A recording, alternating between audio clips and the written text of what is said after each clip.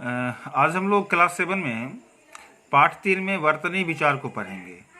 वर्तनी विचार क्या होता है? अशुद्धियाँ, जो अशुद्धि का हम लोग प्रयोग करते हैं पढ़ने में, लिखने में या बोलने में, वही है वर्तनी।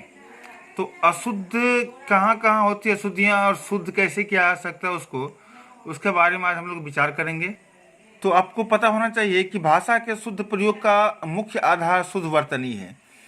अगर हम भाषा का प्रयोग करते हैं, बोलते हैं या लिखते हैं, तो अगर वर्तन यानी शुद्ध नहीं हो अगर, तो वो भाषा बोलना या लिखना एक तरह से हम कह सकते हैं कि बेकार है।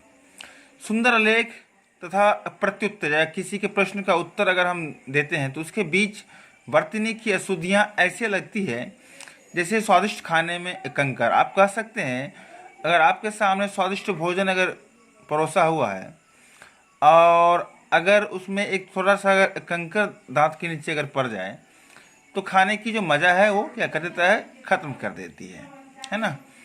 तो हिंदी एक वैज्ञानिक भाषा है। इसमें जैसा उच्चारण करते हैं वैसा ही लिखते हैं।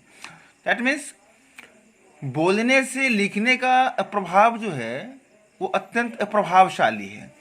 जैसा हम बोलते हैं वैसा ही लिखते हैं, स्वाभाविक सी बात है। अशुद्ध उच्चारण से ही वर्तनी की अशुद्धियाँ होती है। यानी हम लोग क्या करते हैं, हमेशा जब क्षेत्रीय भाषा, जब हम गांव घर में रहते हैं या किसी के संगति में रहते हैं, तो हम लोग क्या करते हैं, कुछ शब्दों को तोड़ ममोड़ कर बोलते हैं, है ना। जब तोड़ ममोड़ कर बोलते हैं तो उसको लिखते भी वैसे ही हैं। तो वही होती है, जब हम बोलने में जब किसी शब्द का अगर हम उच्चारण अगर गलत करते हैं तो स्वाभाविक सी बात है वो लिखने में भी क्या होगा, अशुद्धियाँ होगी। तो मतलब अशुद्ध उच्चारण से ही वर्तनी की अशुद्धियाँ होती है। अतः छात्रों को शुद्ध उच्चारण का अभ्यास करना चाहिए। अतः जानिए कि जब हम बोलते हैं तो हमें यह ध्यान रखना होगा कि हमें बोलने में अशुद्धता ना हो। कम ही बोलें लेकिन शुद्ध बोलें, है ना। व्याकरण के ज्ञान का अभाव तथा क्षेत्रीय भाषा का प्रभाव भी अशुद्ध वर्तनी के कारण है। हिंदी खासकर जितने भी विषय है लिटरेचर, वो व्याकरण के दृष्टिकोण से बहुत ही महत्वपूर्ण है। अगर हमें व्याकरण की जानकारी नहीं है तो हम हिंदी सुशुद्ध नहीं बोल सकते हैं, है ना। तो व्याकरण के ज्ञान का अभाव तथा क्षेत्रीय भाषा में लिप्त हमारी संस्कार जो एक अशुद्ध वर्तनी का सबसे बड़ा मुख्य कारण है ना। तो हम देखते हैं कि वर्तनी में अशुद्धियाँ कहाँ कहाँ होती हैं। पहले हम मात्राओं की अशुद्धियाँ को देखते हैं कि मात्राओं की अशुद्धियाँ कैसे होती है। देखो यहाँ पर 2 कॉलम बना गया, अशुद्ध और शुद्ध का। अभी हम लोग क्या करते हैं, बोलचाल में बोलते हैं हम अपने आवास पर जा रहे हैं। आवास नहीं होता, आवास होता है। ओके, आवास नहीं, क्या होता है, आवास। इसे कहते हैं कि मेरा देश आज़ाद हुआ था। आज़ाद नहीं, इसको साफ साफ बोलना है, आज़ाद हुआ था। क्योंकि नहीं होता है, क्योंकि। इसे कहते हैं हम लोग दीवार। दीवार नहीं, दीवार। शीघ्र नहीं, शीघ्र। अब कहते हैं नारी। नारी नहीं, नारी। अब ह्रस्व और दीर्घ की मात्रा की हमें जानकारी होनी ही चाहिए। हमें पता है कि ह्रस्व को बोलने में 1 मात्रा का समय लगता है, जबकि दीर्घ को बोलने में 2 गुनी या 2 मात्रा का समय लगता है। अब देखिए कौरव और कौरव। निश्चित, गलत है ये, निश्चित। ओके, अब यह देखिए शहर में हम बोलते हैं सामाजिक। सामाजिक नहीं होता है, सामाजिक। ऐसे बोलते हैं कोई अज्ञात व्यक्ति। अज्ञात नहीं, अज्ञात व्यक्ति। कहते हैं इसलिए, इसलिए नहीं, इसलिए। ह्रस्वी का मात्रा है यहाँ पर। कहते हैं हमें ये काम करने से हानि होगी। हानि नहीं, हानि होगी। ह्रस्व की मात्रा है। अब कहते ऊंचा। ऊंचा नहीं है, ऊंचा। आपको पता है कि ह्रस्व की अपेक्षा दीर्घ में 2 गुनी समय लगती है, इसीलिए इसे द्विमात्रिक स्वर भी कहते हैं। अब देखिए पुराना नहीं, पुराना। कहते हैं बूढ़ा। बूढ़ा नहीं, बूढ़ा। औरत नहीं, औरत। अब एक बात ध्यान देने वाली है कि र या ड कहिए, ढ कहिए, है ना। तो इसके संबंधी अशुद्धियां आती है। देखिए इसे कहते हैं जोड़, जोड़। ड के नीचे अगर बिंदा रखते वो रॉ का उच्चारण होता है, जोड़ नहीं जोर होता है। ओके, ऐसे है चराव। अब देखो चराव नहीं चढ़ाव। खिलाड़ी, खिलाड़ी नहीं खिलाड़ी। ड के नीचे बिंदा लगा दिए रॉ बन गया वो। बढ़ाई, बढ़ाई नहीं बड़ाई। अब देखो लड़की, लड़की नहीं बेटा लड़की। सड़क ये अशुद्ध है, सड़क शुद्ध है। दंड अशुद्ध है, दंड शुद्ध है। लाढ़ला, अरे नहीं लाड़ला होता है। ओके, अब देखिए अनुस्वार एवं अनुनासिक संबंधी अशुद्धियां। अंगूठी में हम लोग अक्सर क्या करते थे, अनुस्वार का प्रयोग करते नहीं, इसमें चंद्र बिंदु का प्रयोग होगा अंगूठी। बंदर में अगर हम लोग अगर चंद्र बिंदु का प्रयोग करेंगे तो गलत हो जाएगा। बंदर में अनुस्वार होगा बंदर, माफ कीजिएगा वह लिखा गया है वहां ब होगा। पांव, पांव अनुस्वार नहीं चंद्र बिंदु होगा। चांद में अनुस्वार नहीं चांद्र बिंदु होगा। माँ में अनुस्वार नहीं चंद्र बिंदु होगा। कांच में अनुस्वार नहीं चंद्र बिंदु होगा, है ना। हंसना, देखिए उच्चारण के दृष्टिकोण से दोनों सही है, परंतु लिखने के दृष्टिकोण से ऐसे हंसना है, इसमें अनुस्वार नहीं क्या होगा चंद्र बिंदु होगा। सांस अनुस्वार नहीं चंद्र बिंदु होगा। घंटे चंद्र बिंदु नहीं यहाँ पर अनुस्वार होगा। मुंह में अनुस्वार नहीं होकर के चंद्र बिंदु होगा। महंगा अनुस्वार नहीं चंद्र बिंदु होगा। सांस में अनुस्वार नहीं चंद्र बिंदु होगा। तो हम लोग क्या करते हैं, उच्चारण के दृष्टिकोण से दोनों ही सही है, परंतु जब हम लिखते हैं तो चंद्र बिंदु और अनुस्वार में हम लोग अंतर नहीं समझ पाते हैं, तो हमें इससे सीखनी चाहिए।